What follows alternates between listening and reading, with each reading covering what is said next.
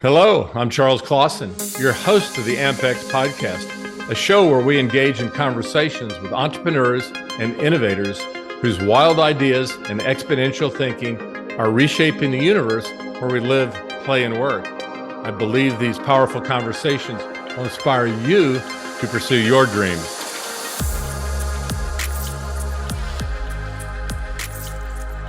We're excited today to welcome Dan Clay as a special guest. Dan is an educator, an entrepreneur, and is doing all kinds of amazing work. Dan is the Dean of the University of Iowa College of Education, as well as a professor.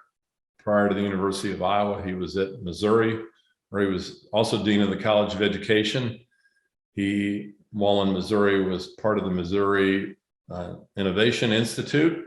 Dan is also a serial entrepreneur. And he's doing very cool things in education and in business. So we'll dig into both of those. But first, Dan, I thought we'd start and go back to your childhood. And, when you were a young person, what kind of sparked your interest in your innovation and creativity? What kind of started the journey that took you to where you are today? Yeah, well, thank you for having me. It's a pleasure to be here. And I'll talk about all kinds of stuff. So I find this to be really interesting. I grew up in a small town in northern Minnesota. My mom grew up on a family farm, and my father worked for his parents who owned a newspaper business, old school newspapers. And so they owned a small town newspaper, and I worked on a farm growing up. We didn't have a lot when I was young. I didn't realize it at the time because everybody was living a pretty modest life in these small farming communities in Minnesota back then. I look back on it now and realize how hard my parents worked to make sure we had what we needed. We didn't know we were poor, and we got by. So it's interesting to look back on your childhood from a different viewpoint than you had as you grew up. I had the good fortune, I think, of spending most of my time, formative years growing up in the country, in the woods, on a farm. And nature was a big part of what brought me peace, what inspired me, still does today. It's an important part of my day-to-day life and my work-life balance. So that was a big factor. But really, I think the key piece was the farming piece and just getting your hands dirty, learning the value of a good, hard day's work and the satisfaction of going to bed exhausted, but knowing you did what you had to do. And I think, one of the most important lessons I learned was, when you're farming, you can't call somebody to come and fix a tractor if the nearest mechanic shop is 40 miles away, and you can't call if your plumbing's broken. You have to figure it out and do it yourself. And so a lot of my childhood, I learned so much from other farmers and from the people I worked with about how you bootstrap with things around you to make it work and make it better. And that was a big part of what I carry forward from my childhood, is this idea that, you can find a way with what you have and what you can find to make things better and make it work. And that's a big part of what drives my interest now in some of the work that I'm doing. So you grew up kind of being a mechanical engineer, fixing things and building things, and we'll get into some of the companies that you're building today. So maybe we'll start with. But I didn't say, I'll correct you, I didn't say it always worked. Yeah, well, that's part of learning, though, right? Is trying to figure out when things don't work. And so there was a lot of times we'd fix something and it would break again, and we'd fix it and it would break again until we figured out, we understood how it worked enough and how we could bootstrap to make it work. And so there was a lot of failures along the way. It still is even today. And that's an important part of learning. Yeah, that's a major part of learning and innovation. And play, I think, is a huge piece of education and learning as well. And I think sometimes even in business, creating a culture where you can experiment and play and fail along the way, because those failures, if you're not failing, you're not pushing the limits. So you might start talking about your Scanlon Center for School Mental Health. That's something that's new and exciting, and that's going to lead us in a lot of directions. So what's kind of the vision and the purpose, and how did that get started, Dan? Yeah, so the Scanlon Center for School Mental Health is a national center focused on addressing needs of our education system in Iowa, but serving as a model for other states in their relationships with state departments to have impact where it's most important to schools and kids. So the center has been in existence for just over a year now. I'm a psychologist by training, a child psychologist. So I've always had a keen understanding of mental health. And, just like everybody else I've ever met, there were people in my life, family and friends, who'd been affected by mental health issues. And so I had a personal relationship with the understanding of why and how that can be really important. So as I came back to Iowa to be the dean, worked with our State Department really to understand what are the most pressing needs that we have in our schools in Iowa. And like you would expect, they're the same problems we have all across the country. But the single biggest problem was the mental health issue with our kids, and what we came to find out after the pandemic with our educators. So I began working on this vision for a national center for school mental health, and worked with our State Department director, whose name was Ryan Wise at the time. And we began to formulate kind of a plan for how we could work together to bring the expertise and resources of a Big Ten research university and the knowledge and boots on the ground that the State Department had with our schools in the state. I started to raise some philanthropic dollars, a couple $1 million. We started hiring some experts to help fill in some of the gaps. So we hired some folks that in special education that really understood the social emotional needs of the younger kids with severe behavior problems. We hired a school counseling faculty member who's an expert on suicide in high school students. So we began to build this team, and then the pandemic hit. And as we know, the pandemic was the world's biggest experiment in education ever, because schools all over the world were shut down overnight and kids were sent home, some to learn online, some to not learn at all. And so the problems that we had in the school and the inequities and the mental health issues were exacerbated. And if anything can come positive from the pandemic, it was that the mental health issues became a conversation at kitchen tables all over the country in places where they hadn't before. And so that new recognition of the severity, the issue was magnified by the pandemic and the social isolation and the failure for kids to have the opportunities to develop socially and emotionally appropriate development because they're not with their friends, they're not with their teachers. It became clear that now we're on the verge of a national crisis. And so with my State Department relationship already in place, we had already begun working on this. It was clear that we could be, the University of Iowa and the College of Education could be the partner to help address this problem in the state. And so we received a $20 million grant. Governor Kim Reynolds announced this grant as an important initiative post-pandemic. And we started hiring people and get to work. And literally within minutes of the announcement at the press conference, we started getting calls, and the center hadn't even been formed yet. We started getting calls for help. And throughout the course of that first summer, we had multiple student suicides. We had a teacher in a school nearby that was murdered. And the trauma and impact on social and emotional learning and mental health for our educators and students in those communities was extraordinary. So I imagine that it expands well beyond the students. It's not only the students, but it's their parents who were struggling. They lost jobs, the same isolation, the additional stress with all the uncertainty. And loved ones being quarantined or parents in nursing homes not being able to see them. So the whole mental health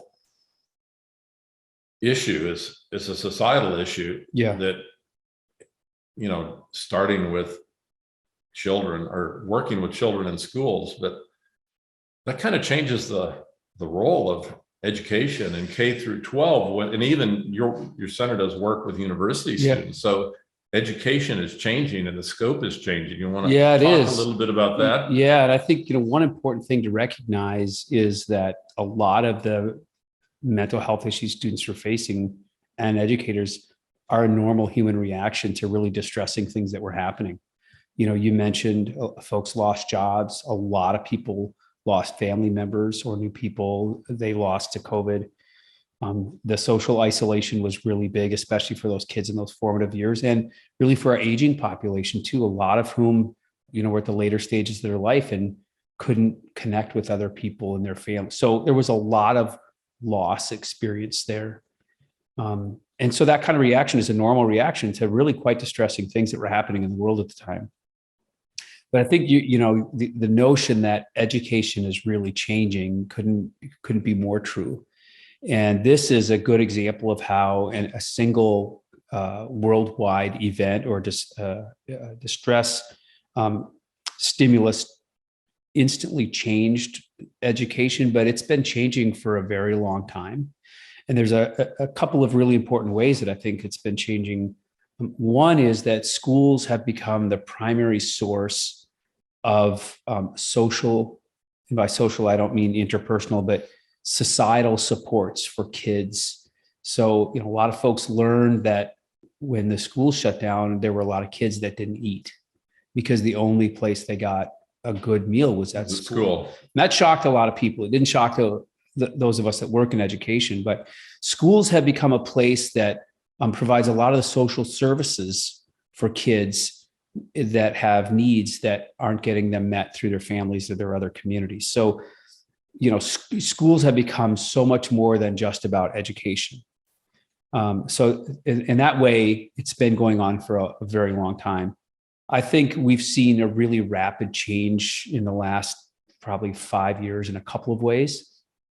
One is one way that we've talked about, and that is that, teachers have been overwhelmed with the social, emotional, and mental health status and needs of the kids in our schools. And as one of the first things we did with the new Scanlon Center for School Mental Health is we put on a statewide conference, and we had over 1,600 educators come. And the level of distress that our teachers were under was staggering. And so a lot of our work this last year has been working with our teaching workforce to help them be in the kind of place where they can help kids. So the role that teachers are playing just in terms of the social, emotional, like we don't want to turn teachers into therapists. I mean, that's not their job and that wouldn't be appropriate.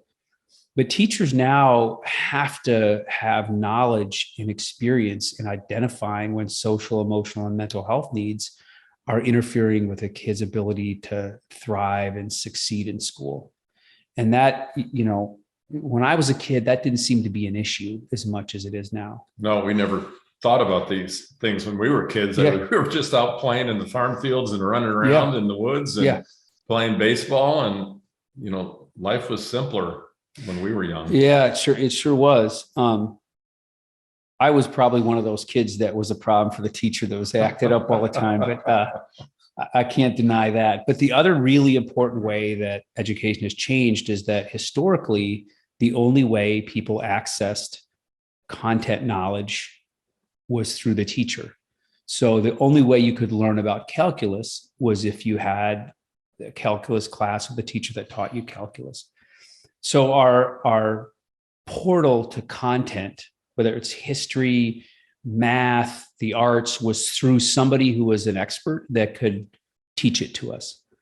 Now with technology, we have unlimited access to just about every bit of content there is in the world. So the role of teachers has shifted away from content expert to facilitator in helping students learn how they learn, how do they access the kind of content they can get through technology. So it's more about digital literacy than it is about teaching students, how to do math.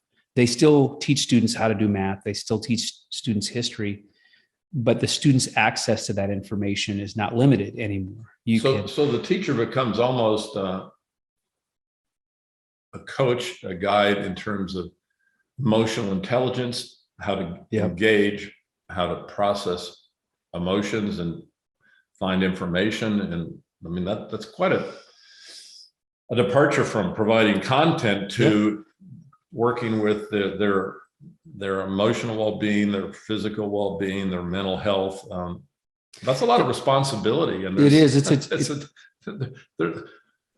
You have to teach them a lot more than just history and science to be effective. Yeah, it's so the role of teachers is expanding for certain. One of the things our teachers, when you and I were kids, never had to worry about is teaching us when to believe something we read online or when to not believe it. Or whether it's where's the real truth in it for everyone. How to determine, the people that put this content up there, was there a specific motive that they had? And was that motive influencing what they told you and why or how? All of that's really important now, because so much of what kids read and get is from the internet or through social media. And so it's even hard for us as adults when we see something that even might come from a reputable source to know how true it is. It's become really difficult. So teaching that ability to analyze the source of a message, to understand the potential motivations of the people providing the content, is really important for our kids to learn now through the education system that, was a non-issue when you and I went to school.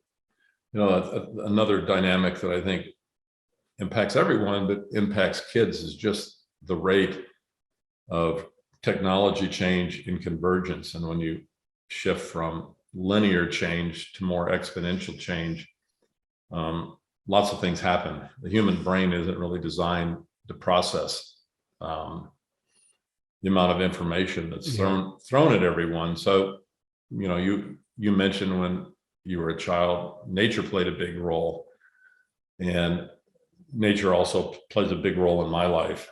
And I think in my coaching work with businesses, with all of this rapid change, you have to find a way to become grounded and to slow things down so you can speed up and process all this information. So, reflective time and meditation and staying grounded, because these kids get bombarded with so much. And I imagine the stress is so high that a lot of them are just on the verge of snapping. And if they act out in a violent way in school, then the teacher has to intervene. So it's very complex. It is, yeah. And, your brain needs to rest to develop too. And our kids and a lot of adults now are so tied to stimulus. They're either watching TV, they're on social media, they're watching videos on YouTube or TikTok, and your brain is constantly inundated with stimulus, right? And that's okay as long as you can shut it off and take a walk and a deep breath and recenter yourself. But very few people build that opportunity to turn their brains down for a little bit into their daily routine or their life. And so it's just the minute you wake up, it's constant stimulus. And then you go to sleep. You can't go to sleep because your brain's processing, a lot of kids are on their phone until they put their head on the pillow. And you don't give your brain a chance to slow down and settle down. And, I worry about the long-term effects of just this bombardment. And I see kids now, and adults too, you pull up to a stoplight and nobody can just peacefully wait at the stoplight and just notice the sounds around them and without being on their phone. And then the light changes and nobody goes because everybody's on their phone. So people have become so conditioned to that stimulus that even 30 seconds without looking at something at the stoplight, or they order a coffee at Starbucks and they can't just wait and smile at people coming by before their coffee's ready. They're on their phone watching a TikTok video or something. And it's like this craving of this stimulus because you've been so conditioned for it is a little disconcerting. Well, as an innovative educator that's really focused on teaching and training the teachers of the future, and in the case of the Scanlon Center, working with existing teachers in the state to teach them how to cope, accommodate, and work with the kids to teach them how to thrive in all this chaos. How do you curate, or how do you think about the environment, the education environment, and what is that today, and what does that look like in 5 to 10 years with the metaverse and with creating experiential learning in a synthetic environment? If you're learning biology, you're in the Amazon jungle, and it looks and feels like it. You've got your virtual reality headphones on, and you're an avatar, and you can almost go any place and learn anything. How does that help with this slowing down and finding a way to ground? Yeah, like everything that's complex, there's some good things about it and some things that I wish were different. I think the importance of human relationships underlies really what makes us different than other animals. And the extent to which we remove that human relationship component to everything we do, I think is a long-term problem for our culture, our society, and for us as humans. The interesting thing, technology is in some ways removed people from that. I see people on a date sitting across from each other at a table, texting each other. I haven't talked yet. Rather than talking to each other, or people that are dating and they don't even know what each other's voice sounds like. That's an extreme example. But you think about how now people in this technology space have come to understand the importance of connecting. And so they've built these communities in the metaverse where people can be themselves as avatars and build relationships with other people who populate that environment as avatars as well, right? And so there's some wonderful applications of that for education. So you think about kids that have social anxiety, maybe kids with autism. It's an opportunity to practice learning and developing social skills through your avatar with other avatars that allows you to develop those skills, but removes the social anxiety of the moment, right? To do it in person. So, we have a couple of faculty working on a really interesting virtual reality-based system where we have a classroom. And, a challenge that we have is how do we train special education teachers, especially, but train teachers to manage the multiple demands, behavioral, educational of a classroom. The historical model is we put students as student teachers in a regular classroom. Right. But the more and more challenging these classrooms have become, and the more and more schools are held accountable for student learning, schools are becoming more reluctant to put a newbie teacher in a classroom full of special needs kids to practice learning these skills, right? So one really interesting application they're working on is developing an AI backed VR infrastructure that allows student teachers as an avatar to go into a classroom and these other avatars behaving in ways that require the teachers to respond, both negative and positive. And then the students' subsequent behaviors are going to depend on what the teacher's avatar does. And so the AI framework can help us with that. So the reactions of kids are real and they feel real to the teacher. And so that the student can actually practice managing the complex environment, the behaviors, the learning in the classroom through this VR system, this immersion experience in the classroom, which is really interesting. So how far are you along in developing this metaverse, education metaverse? Yeah, it's one of our faculty members, Seth King, is a special educator trained at Vanderbilt, who's really interested in the interface of special needs learning and technology. And he's kind of a driver on our side. And he's working with a couple of faculty members in the College of Engineering here who are doing the software development coding side of this. And they've gotten a couple of seed grants. They won a small AI innovation grant to because they have a proof of concept now. And so they're starting to build the evidence behind its efficacy. So they have enough resources to build kind of a rudimentary infrastructure. And now we're collecting some data to show that this environment can actually be an effective way to train teachers. Once we have more of that evidence, I think it provides the kind of data you need for much larger, bigger interdisciplinary grants. You know, it's interesting. I just read a book, I think it was by Stuart Brown, on play and the importance in play. And I found it fascinating, and I intuitively didn't know this, but it makes absolute sense that, you know, when you're a child and you go outside and you play sandlot football or you play hide and go seek with the neighborhood kids, you start developing social behaviors and norms and learn how to communicate. You learn the human part of play and how to work together and work things out.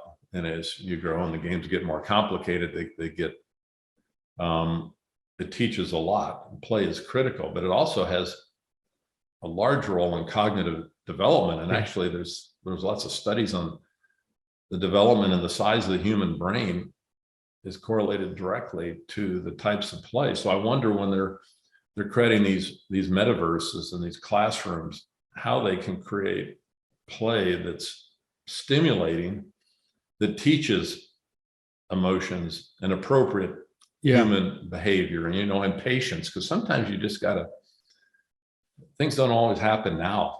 I mean, in life and in business, sometimes when you try to push too hard, too fast because you want it now, it doesn't always end well. So, you know, creating, I mean, I guess instead of play, maybe the word is gaming. How do you create?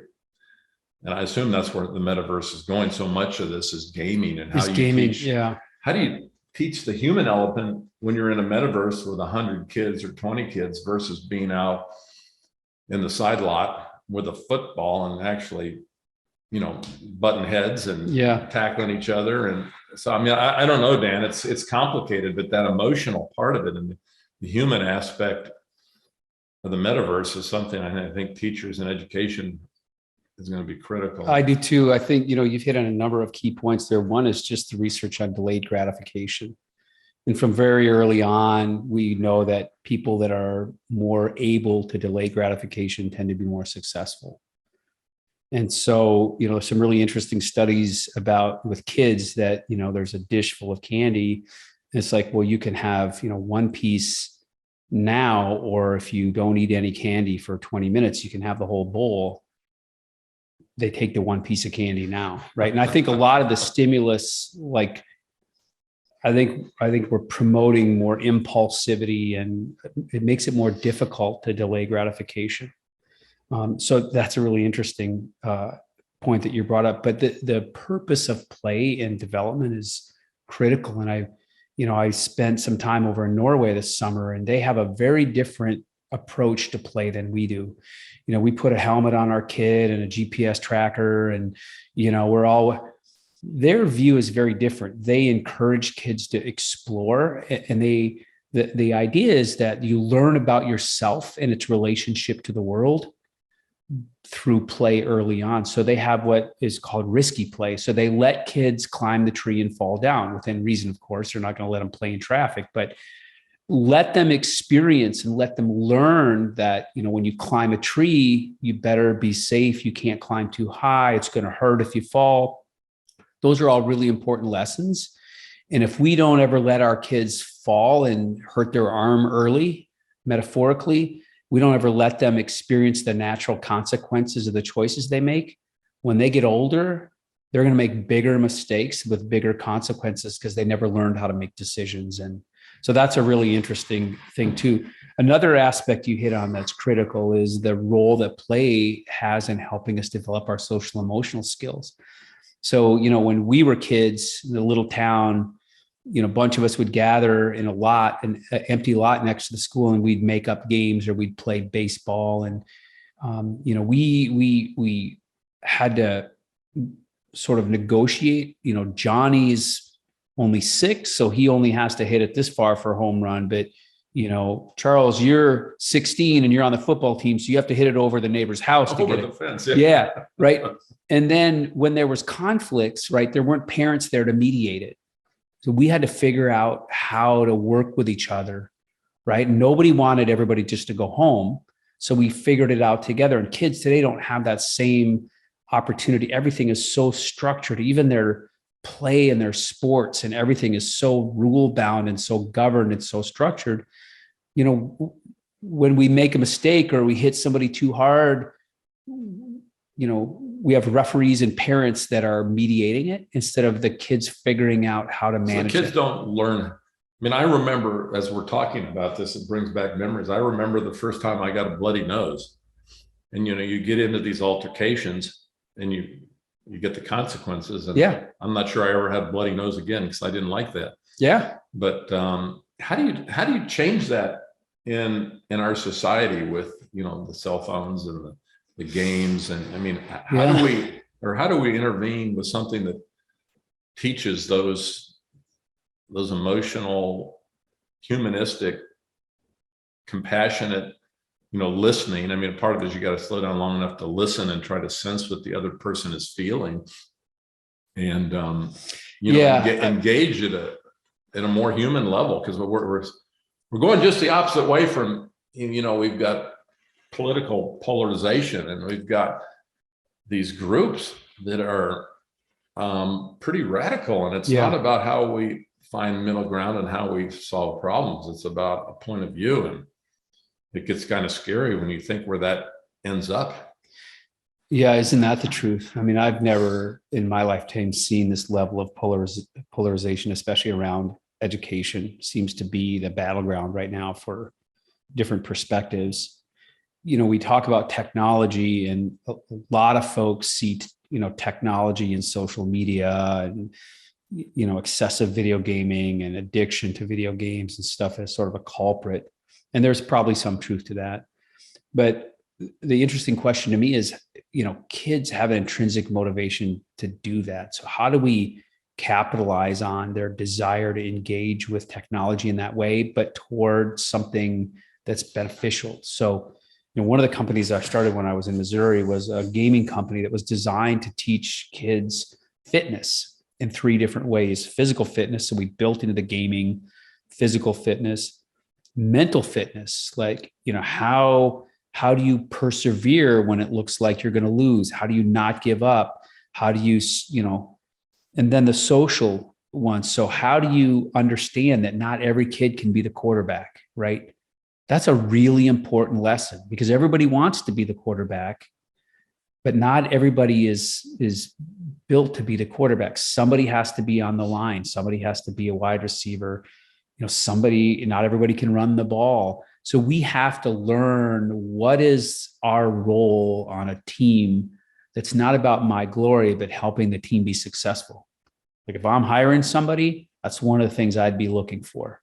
How do we teach that, right? Using technology. So this company was designed to use that environment to help kids understand how they work together on a team. It's be, okay, Charles, I'm going to run over to this corner and I'm going to draw fire, and I'm probably my character is going to die, but that's going to allow you to get into the castle. And we know that the only way we're going to win this is if you get in that castle, right? Like that's a pretty advanced level of teamwork that games. The ultimate sacrifice. Absolutely. For the right. team to thrive. Right. And it's in a lot of ways that carries over into our interpersonal relationships and the businesses we run and the people we work for and such. Like those are critical lessons. And if we're not going to learn them on the sandlot, or we're not going to learn them in, Pee-wee football or Little League, where are we going to learn these? And if all of our kids are on these technology platforms, how can we leverage those platforms to teach them those lessons that will make them successful in life, whether it's, teamwork, the ability to understand your own limitations and strengths, how you persevere. You can't just go to practice when you want to go to practice. You have to go to practice every single day because your teammates are counting on you. Like, how do you learn that? Right. So, if you can figure that out and come up with a really good game or metaverse environment, then I assume you have to the kids have to help curate it, but there also has to be some AI in there that teaches them lessons and teaches them how to, do these things and learn from it, then maybe go back and replay it and see how the outcomes may change. I don't know, but it's, you talked about kids wanting to get on the computers and their cell phones and play games. We were in Fargo for a wedding in mid-August, and my daughter and my 9, 7, and 3-year-old grandchildren came up. So we took them to the family farm outside of Wing, North Dakota, which is in the middle of nowhere. It's nothing fancy, a couple ponies, a horse, a donkey, 3 cows, a sheep, and they love to climb the trees. They love to go out and pick choke cherries because they make choke cherry jam to put on pancakes. Oh yeah. Picking apples to feed to the donkeys. And we've been taking them there for 3 years and they love it. And even the donkeys love it. Oh yeah. It's amazing how the animals all engage with the kids. But the TV never goes on. They never want a phone or a computer game. They can't wait to get outside. And they'll be sitting up in the tree with a blanket reading a book. And so I think as parents and shepherds of young people, all we have to do is get them out in nature and get them in the woods and let them experience this, and they'll never forget it. And I agree. Enjoy it. And there's some really good research too on the positive impact. So in the College of Education here at the University of Iowa, we have what's called the School of the Wild. And it's an opportunity for kids in 5th or 6th grade in schools around the state to spend an entire week at a local park. And they have all their classes out there, their history, they learn math by measuring shat. I mean, all of things that you would want kids to do. And the idea is that you get kids learning in an environment that's outside their classroom. And we know from research the positive mental health benefits that has. We know that those kids that don't engage in the classroom engage when they have a hands-on outdoor immersive experience. And the school is designed primarily to support and enhance the learning experiences of kids. But what we've also done is use this as an opportunity to train teachers around the state how to use their local parks, whether it's a state park, a county park, a city park, as a classroom, right? Training teachers how to use that outdoor environment as their classroom, how they can teach any subject they teach in their school in that park. And it's an amazing experience. We're hoping to grow that to give more kids around the state. How long has that been going on, and how many schools are? Yeah, so that's been going on for several years. It's only the last few years we've really conceptualized this as an opportunity to train teachers to scale this so that more, even students that leave Iowa to teach in other states can understand the importance, understand the research, and have the skills to do this in their own schools. Once they do it, teachers and school administrators are like, why haven't we been doing this all along, right? It's an amazing experience. And so, there are schools in 20, 30 counties around the state now that are participating in this program. Our goal is to grow it. I'd love for every 5th or 6th grader in the state to have an opportunity to spend a week outdoors.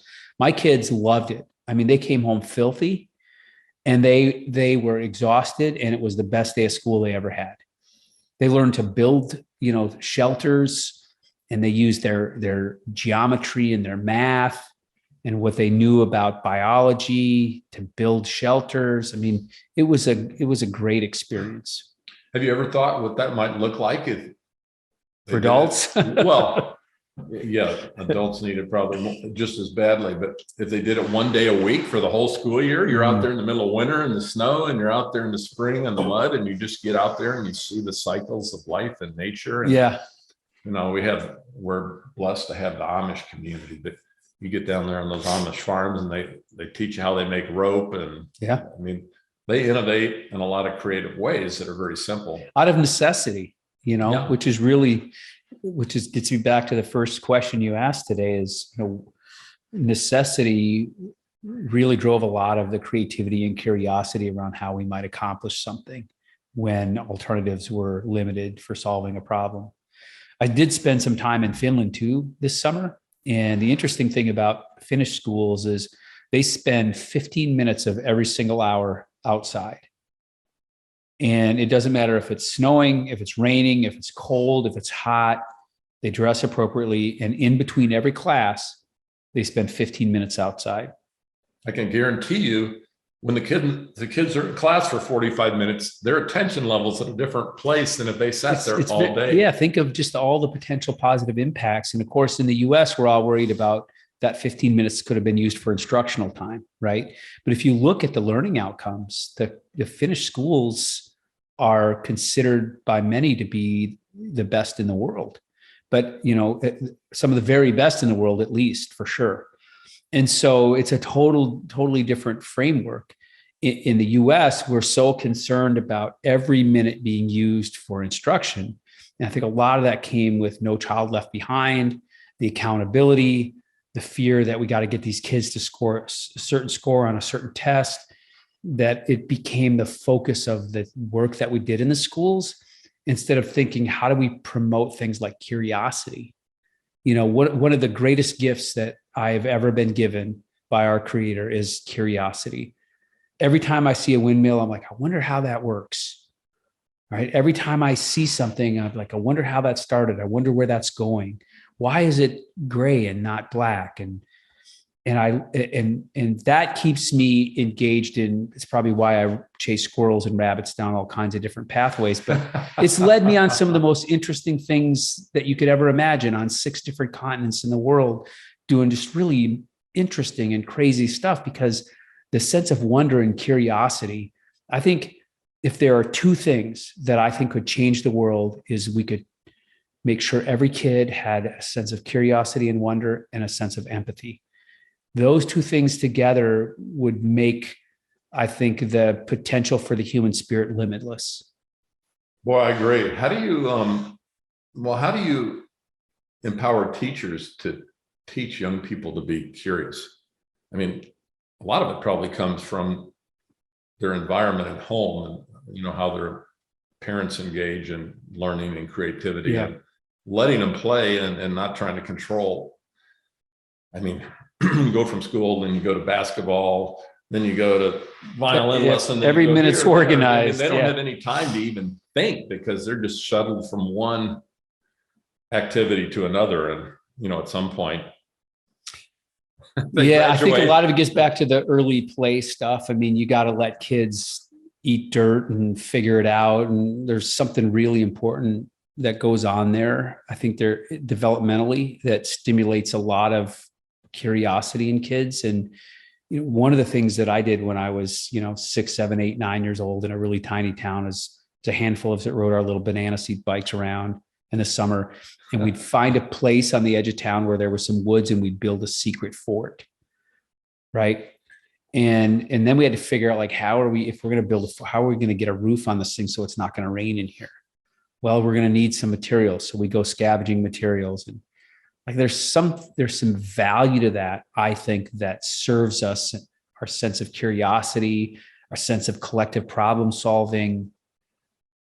I remember an event in Austin when we were probably in first grade, when we built a grass fort along one of the major highways. We lived on Westover Road, and we thought we needed lights, so we had a candle. But you learn really quickly what happens when that candle hits this dry grass.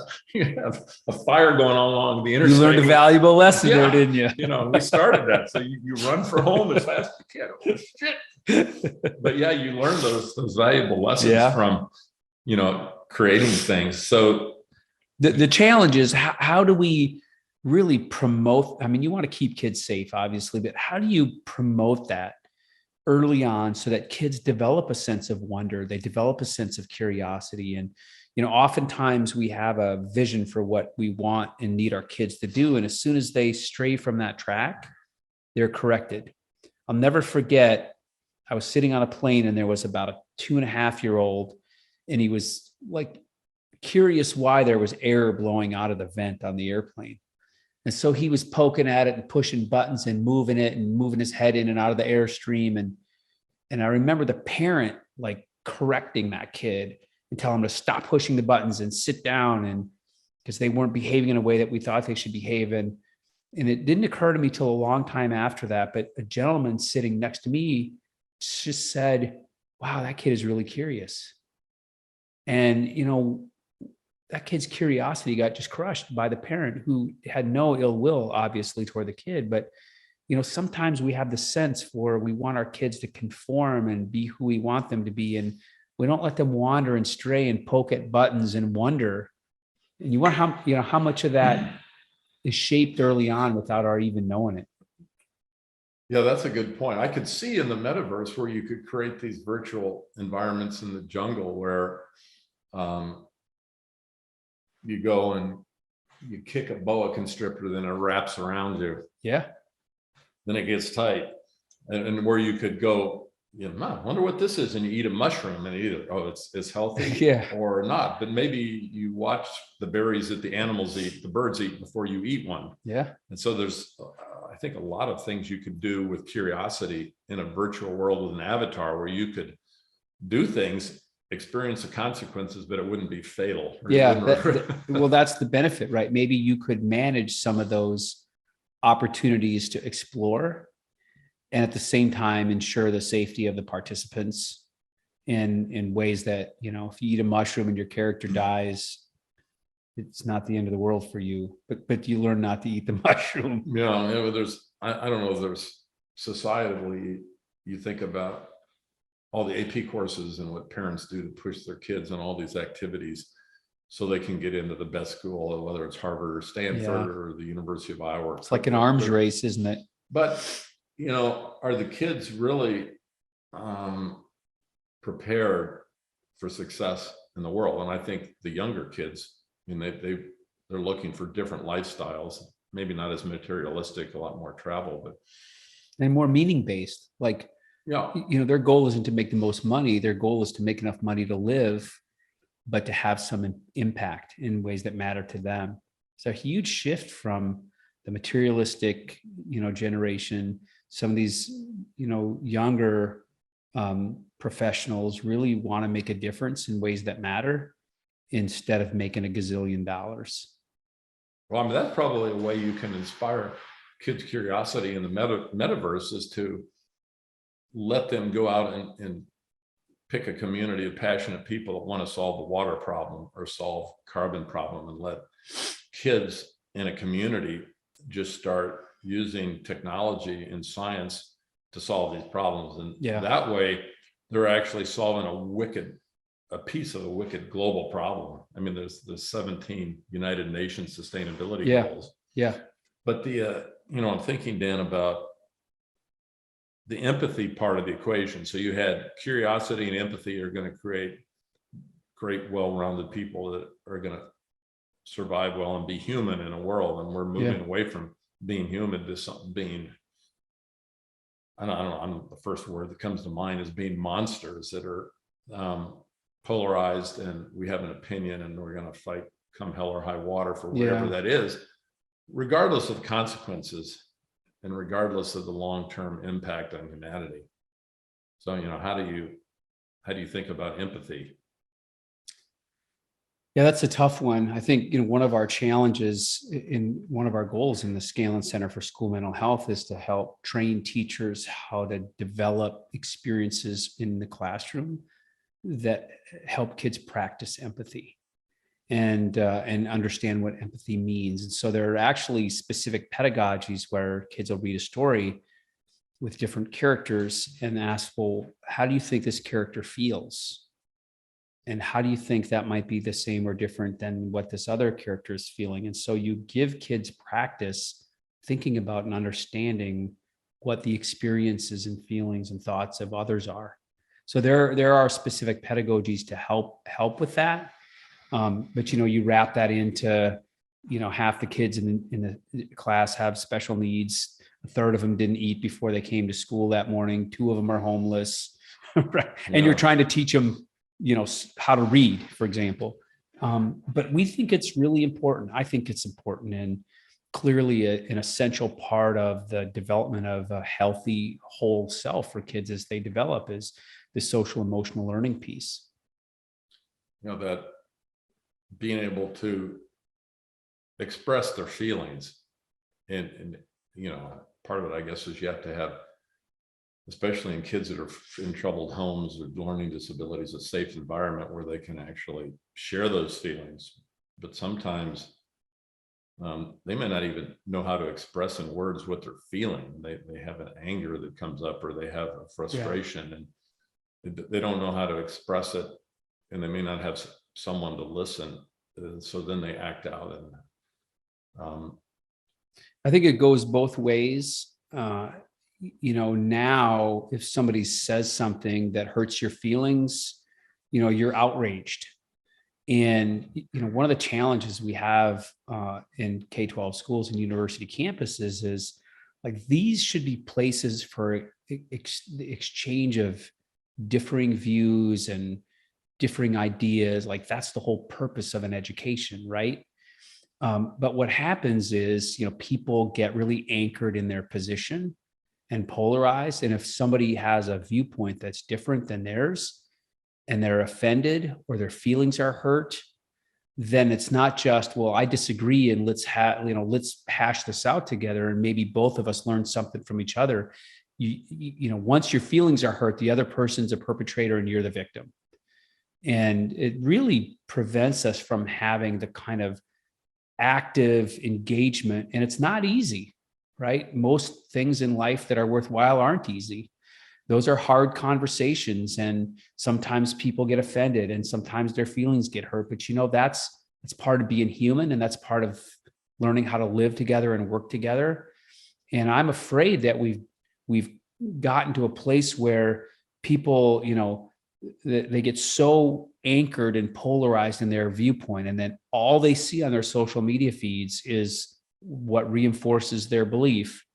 And then anything else, any other kind of contradicting information, whether it's, right or not, or even offensive or not, like, we have to be able to tolerate, we don't have a natural or God-given or legal right to not have our feelings hurt. Right. But a lot of people have come to that point where, they're so anchored in their positions, whether it's politically or socially, that we can't have a dialogue and an honest conversation, an authentic conversation with each other about those differences and learn from each other. Immediately, Charles, when you say something that I, find reprehensible, or I disagree with, or I think is biased or whatever, suddenly all I see in you is a perpetrator of whatever falsehood or offensive, and we lose that ability to communicate with each other, even about things that are difficult to talk about. You just hit on something that I think is vital to the future of economics, business, and all aspects of society. And you touched on this earlier, which was about the teamwork. That when you look at businesses historically, that they had a functional organization with a CEO at the top, then you have this command and control kind of hierarchy. And by and large, a lot of those organizations are gone today, and that culture is not a place where young people want to go and engage. But I think a lot about creating culture in an organization. And I almost don't even like to use the word organization, because you have a view of what that is, but a culture where you move away from leadership, which is the functional command and control, to a teammanship, where you bring together a team.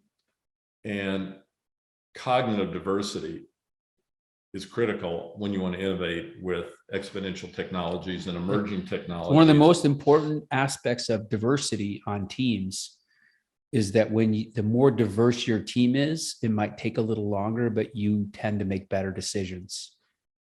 And so there'll be more unicorns, billion-dollar companies created in the next 10 to 15 years than we've seen in the last 100. it'll blow people away with what can be done with technology. So you start with digitizing, then you dematerialize, then you demonetize. But when you start thinking about these opportunities, the teams that will address these challenges require a different skill set. Yeah. You have to be a team versus a boss with command and control, and you have to be able to move fast. And I think a lot about how you create these cultures of teamwork and collaboration in organizations. I mean, whether it's a business or a government or a school. Yeah, people aren't going to do what they're told to do now. They're going to do what they want to do. Right. And so in an organization, if you can create a work experience that's meaningful, that solves a problem, that adds value for people, I think that, when we see this, the economy now and the workforce, like people are, during COVID, this mass resignation we've seen, people are tired of just going to a cubicle and being told what to do. People are doing now what they want to do. And so I interrupted you, but I can see it when I think about an organization. I think, how do you take that command and control structure and create interdisciplinary, diverse teams that the members can do what they care about and want to do in a way that benefits whatever your business is. Or what I think you hit something, instead of business or organization, whatever your purpose is. Yeah. You're aligning around a purpose that you're passionate about. So then, good. Yeah. I mean, I think that will motivate kids in school. That'll motivate businesses to solve massive, wicked problems. So I think, purpose becomes more meaningful. We probably got 15 or 20 minutes left before you have to run. So I was talking to Jerry Clancy, who's involved with the trauma center at the University of Iowa, and the difficulty in a level 1 trauma center with even admitting patients that are coming in, and some of them are tripping on drugs or who knows what's going on, and the difficulty in trying to do an initial assessment. So I started to think about it and said, well, what if you took some of the technologies, some of the camera technologies and sensing technologies, where you can look at facial movements, you can look at eye movements, you can look at tone and voices. And I was thinking about a ER robot that could help support doctors, nurses, care providers. And this person is likely experiencing this, and here's the risk, and here's, give them a Gatorade and they'll calm down.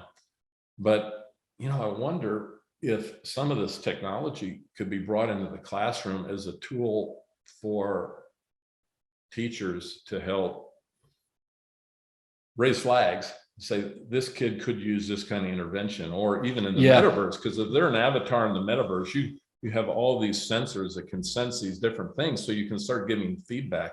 You could give direct feedback to the kid. Why are you anxious? Why are you feeling this? Try this to learn how to relax and calm down under stress. But I'm wondering how technology might play a supplemental role to support the teachers. Yeah, we're working a little bit on that, and what really, really effective teachers do is they know their kids, and they can see and understand when the kids are having a good day and a bad day. But when it comes to teaching and learning, they know that maybe Charles is really good at hitting a curveball. I'll use another sports analogy here, but Susie's strength is hitting a fastball, right? And Tommy over here, his strength is hitting a changeup. So when they engage that student in a learning process, they throw you the curveball and they throw the other student. That's a very complex process, but it occurs every day in the classroom with really good teachers. Mm-hmm. Now, how can we collect data on all the kids and let the teacher know today's the day that Johnny can hit the curveball out of the park, but Susie's not going to hit a fastball today for whatever reason. Like this sort of complex social, emotional, and So you don't cognitive. humiliate them in front of the whole class with Or you something just don't lose them. They just don't tune you out because, Oh, I got it. or, whatever. And, to keep them engaged, you want and need students engaged in the process. And really good teachers, just like really good coaches, know what it takes to get the best out of every player on the team. And maybe for you, you need a good butt chewing and a kick in, but maybe this other student or other athlete, he might need a different kind of coaching, even when he makes mistakes. Instead of corrective feedback and, criticism, maybe he just needs more encouragement because he'll break. Right. And so, or she'll break. And so, teachers, really good teachers, that's a really complicated skill. But if you've ever seen effective teachers, it's remarkable what they can do in the classroom. How can technology help Everyone replicate that ability to understand and triage the situation and know when to do what with each student? We do have one of our faculty, actually the executive director of our Scanlon Center for School Mental Health, Allison Brune, has developed an app on a phone that uses information derived from the student and provides real-time data to teachers to help them understand where the student's at and what their needs are. And the goal of it is to help manage severe behavior problems in the classrooms. Really, some really interesting work. So, we're exploring ways to try to collect data, but when really good ER personnel, when somebody comes in, before anybody says a word, they can see that situation and triage it and give you a pretty good idea what's happening. Right? Exactly. But that might be 1 in 10. That's a really 1 in 20 people that have that skill set. Yeah. Or the experience because they've been through it and they know what those symptoms are. So I mean, it's the biggest weakness in technology is one of the things that's just miraculous about humans is our frontal lobe has been developed in a way that allows us to do things that are cognitively so complex. So you and I are standing in the yard and kids are playing, and all of a sudden we see a ball roll out into the street and we see a car coming. And what's the first thing you do? You think, uh-oh, right? Because you see a potential something might happen. But it even gets more complex because you see that the car is moving faster and you see that the kid's going to run out between two parked cars to get the ball. And so probably isn't going to see the car coming, right? You can see a possible future scenario based on what you're analyzing right now in ways that are much more complicated and difficult than you can do through a formulaic computer program. And the brains are the most amazing computers ever. So they go fast. So yeah, and you think about how complex, the mathematics and the programming is behind something that is so sophisticated, it can do what just our human brain does naturally. And you think about that ER person, you think about that school teacher, the ability to read the situation and all the nonverbal cues, and that's complex stuff. Yeah, it is.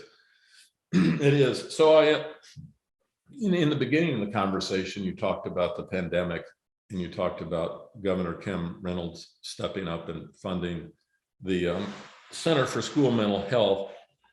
And my next question is, I look at the university process and the accreditation process, and the governor moved quick and you moved quick to make adjustments in the classroom. And we're probably not going to have time to talk about some of your global interactive online education programs, but universities and higher education with the accreditation process and the speed at which all of this is moving, I just wonder, how do we keep up as university educators and leaders with adjusting the curriculum so the university students are getting what they need to be competitive in the world? And we could get into innovation and just, stuff that I think some on the business side is lacking. But, as a country, we've always been great innovators, but,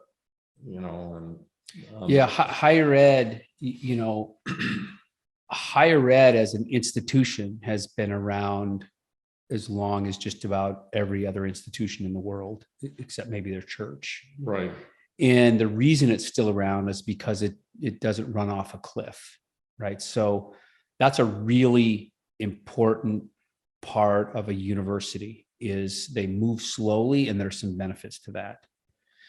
The downside, of course, is that the world is moving a lot faster now than it was 100 years ago. Mm-hmm. And in public education in general, we have to be good stewards of the public's money and the public's trust, taxpayer money, student tuition dollars, which means by definition, it's very hard to take risks. It's hard to take risks in public education because failure is not tolerated, right? So you can't lose a bunch of money on testing an idea if we're not giving, our faculty aren't paid at a level they deserve, nor our staff, Mm-hmm. nor would the market demand. But that's just where we're at right now. Mm-hmm. We're trying to address that. But you're laying off faculty, you're closing programs, the state's cutting the budget, tuition's going up. The tolerance for risk around those resources is very low, or almost zero. And I always joke that higher ed puts the no in innovation, right? Because we can't, this is where the private sector can do so much more, so much faster, is because you can lose $1 billion as an investment and understand up front, we're going to lose $1 billion, but one of these is going to be the home run, the moonshot that we're shooting for. That's very hard to do because we move slowly. We have very little tolerance for risk. And that's a good thing too, because I don't think we ought to be blowing taxpayer dollars or student tuition dollars. No, that's a point, Dan. But I think with technology, a lot of the cost for innovation, you can do things 10x cheaper. Yes. So when you reduce the cost by 1,000%, maybe at some point the private sector takes over the role of education, and ultimately the students can vote. Where I can't get what I want from University of Minnesota, but I can go to this program. They do now. They vote with their feet. So, Yeah. where we have to be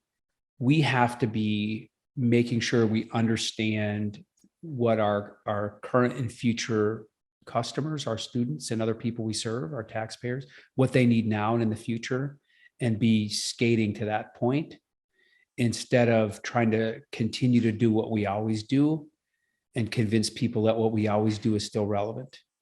And that's a really different kind of a framework to think about. Yeah, with higher ed.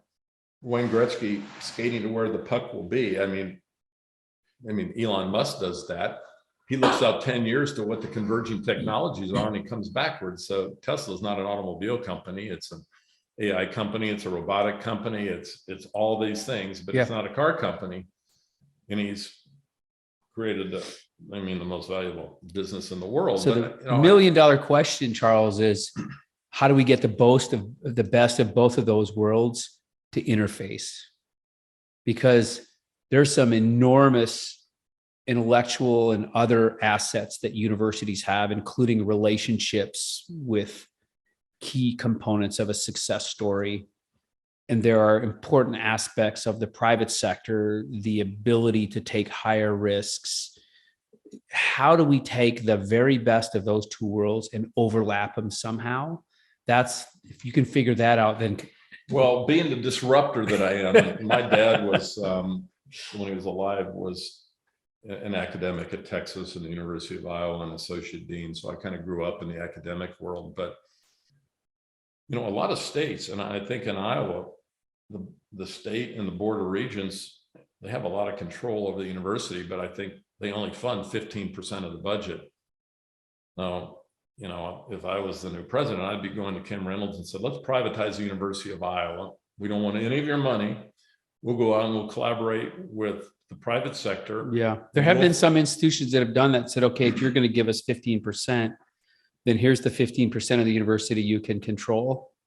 And then we'll make decisions about the other. Because your hands are tied. Yeah. You and I could probably go create an institution that would do all kinds of amazing things. But universities have a lot of horsepower and they have a lot of gifted people. Tenure in my mind is a problem.